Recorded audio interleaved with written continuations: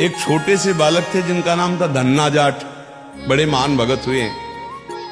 उनको परिवार की मां ले गई कथा सुनाने, तो कथा में कह रहे थे बिना भगवान का भोग लगाए जो खाता है वो पाप खाता है, भगवान की सेवा करनी चाहिए। तो घर में आए, अपनी माँ से कहा, 8-10 वर्ष के होंगे, कि हमारे घर में तो भगवान है नहीं, हो भगवान का भोग नहीं लगता, पाप खाया जाएगा, अब कैसे होगा। तो कथा का आखिरी दिन था, तो पंडित जी के पास गए, कहा कथा आपने सुनाया कि बिना भगवान का भोग लगाए नहीं खाना चाहिए, भगवान हमारे यहाँ तो भगवान है नहीं, तो आप भगवान दे दो। तो उन्होंने देखा कि बच्चा है, तो उन्होंने कहा देखो कथा समाप्त होगी तब भगवान दे देंगे। अब वो दूसरे दिन जब जाने लगे तो उनके पीछे चले, भगवान दे दो गुरुजी आप कह रहे थे। तो उन्होंने सोचा लड़का है, इसको ठाकुर जी तो दे नहीं सकते, तो भांग खाते थे, तो भांग का बट्टा ऊपर का, कहा ये भगवान है ले लो। पूरी कथा बड़ी, तो उनका कैसे सेवा करेंगे, तो बोले नहा के नहा देना और पवा के पा लेना, बस इतनी सेवा। ओ इतने खुशी हो, देखो विश्वास है क्या, भांग का बट्टा, इतने खुशी हो गए कि मुझे ठाकुर जी मिल गए, मुझे भगवान मिल गए।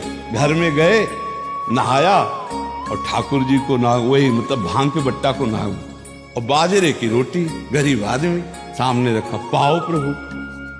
और वहां प्रभु कहाँ, एक दिन हो गया, तो उन्होंने सोचा हमारे पास कुछ है नहीं, लगता पंडित जी के पास खीर पुआ सब सामग्री थी तो ठाकुर जी पाते, वो बिल्कुल ठाकुर जी मान रहे। दूसरा दिन हुआ फिर वही बाजरा, तीसरा दिन हुआ फिर वही बाजरे की रोटी।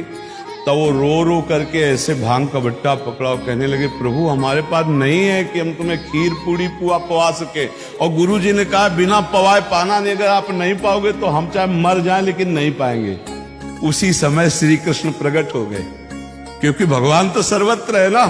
भांग के बट्टे की जगह में श्री कृष्ण बैठे हैं, उन्हीं की अवस्था का रूप लेके, और बाजरे की रोटी शुरू कर दी पाना।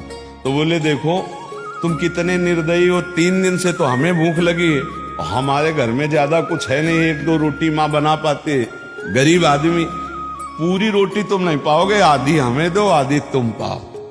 भगवान ने, और फिर जो लीला का विस्तार हुआ कि धन्ना सेठ हो गए, अपार वैभव उनके। ये है विश्वास, गुरु के वचनों पर बिल्कुल बुद्धि न चलाकर विश्वास। और एक अंधविश्वास कहते हैं पाखंड को, नहीं कि हम तुम्हारी आयु बढ़ा देंगे, हम तुम्हारा रोग नष्ट कर देंगे, हम तुम्हारा ये कर देंगे वो कर देंगे, ये सब गलत जगह है अंधविश्वास।